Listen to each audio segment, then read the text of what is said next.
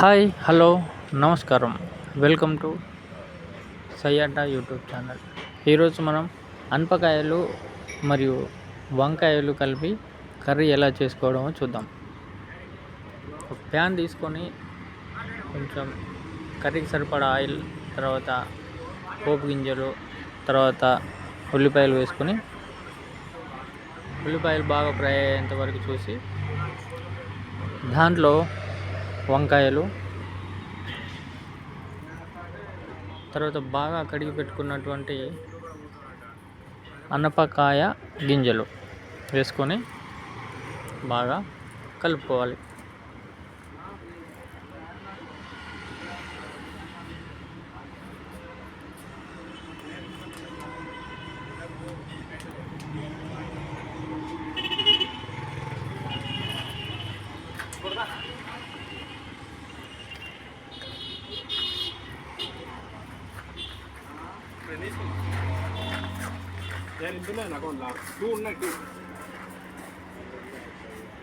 దీంట్లో ఒక 2 చిన్న సైజు టమాటా ముక్కలు వేసుకొని బాగా కలుపుకోవాలి.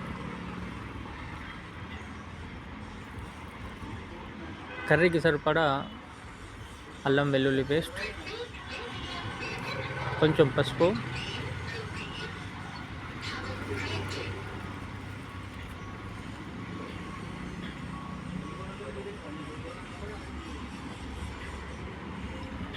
ఈ విధంగా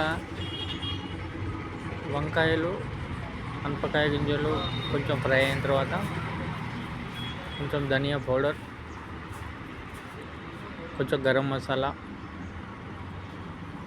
కారం కూడా సరిపడినంత కారం కూడా యాడ్ చేసుకొని బాగా కలుపుకొని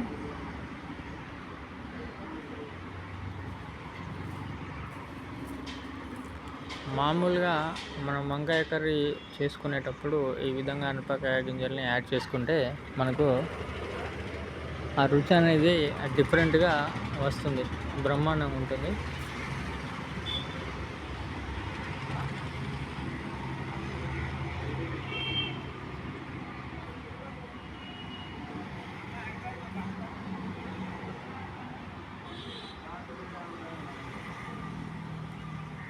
ఈ అనపకాయ గింజలు ఉడికేందుకు సరిపడేన్ని ఆయిల్ వేసుకొని ఉడికించుకోవాలి. Thank you.